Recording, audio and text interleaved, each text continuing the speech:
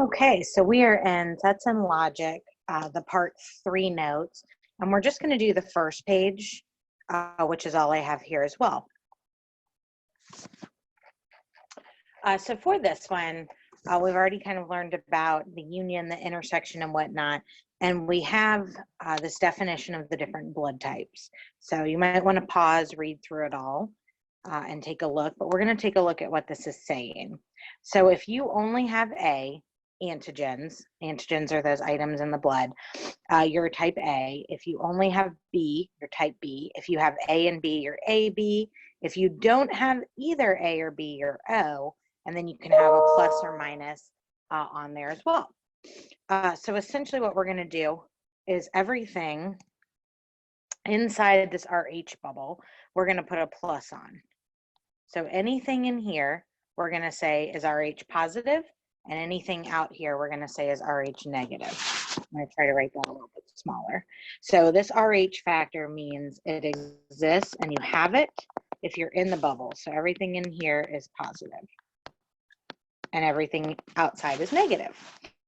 And then this bubble here, the one labeled A, means that you have the A antigen. So anything inside of there is going to have an A with it. Okay. And also with our RH factor, these would also all be negative as well. So anything not in the bubble is going to have a negative. And so now let's take a look at what we have in terms of the B. So over here in B, anything in this bubble also gets a B with it. So this is AB, this is AB, B, and B. So all of my different pieces in A get the A, all the different pieces in B, and so forth. And so now I've labeled it. So over here in, let's see, this slot, I've got A minus, B minus, AB minus, AB plus, B plus, A minus, plus.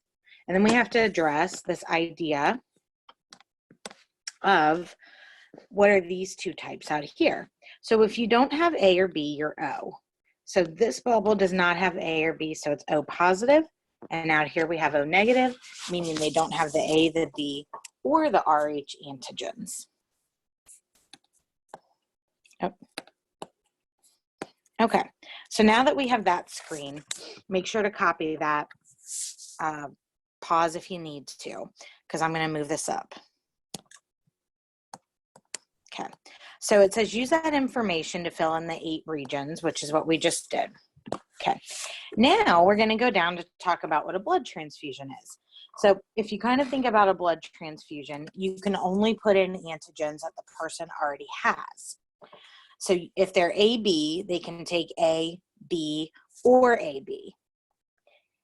And so you can only put in what they already have. So if we kind of go into that, they don't have to be identical. It's just what you're putting into the body has to be a subset of what they already have. So over here, if this is the person's blood, they have AB positive. You can give them A because it won't react because they already have the A antigens. You could give them just B.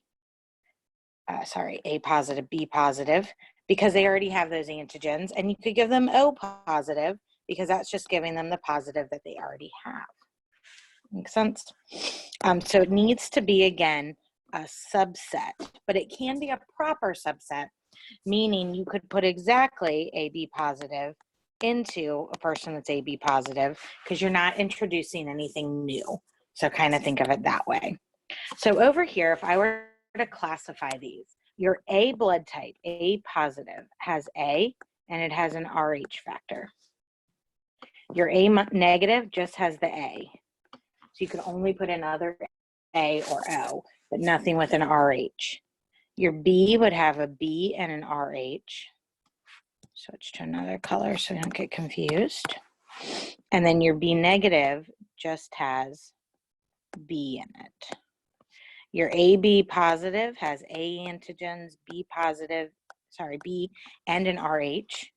Your AB negative just has A and B. So again, you're only putting in what they already have. What an O positive has is just RH, and what an O negative has is your empty set. So an O negative blood can go into all blood because it's not introducing anything new. So that's kind of the nice part. And then the universal one, down here to look at some questions, would be your AB positive, because it can take A, B, RH, or nothing, or the absence of those. So it could take this one, it could take all of them.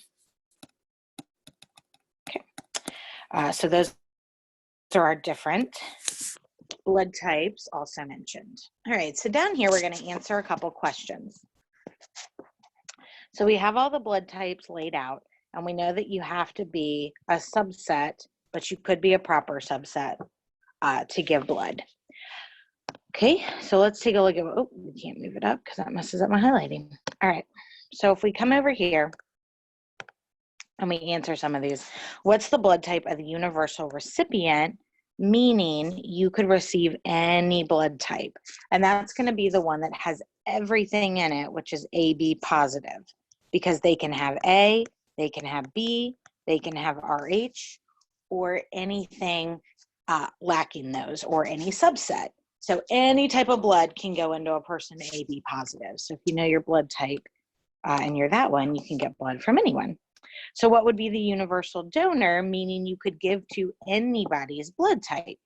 And that would be that O negative blood, because you're not introducing any antigens. Only problem with that is you can only receive O negative blood too. So you're the universal donor, but not the universal recipient. Okay, so I'm gonna move this down for a second. Oh, it does not move, sorry about that. We'll put it all back then. Okay. All right, so if we keep going with a couple of the other questions now, can a person with B positive donate to a person with B negative? No, because B positive has B and RH, and B negative just has B. So you would be introducing that new RH factor, and you can't introduce something new. But can you go the other way? Yes. This person can absolutely donate to B positive because they're just putting the B that the person already has. And kind of a fun little thought here for E. Just kind of think about what your blood type is if you know it, or just choose one and kind of think what type of blood you could get and who you could give blood to. All right, that wraps up section 3.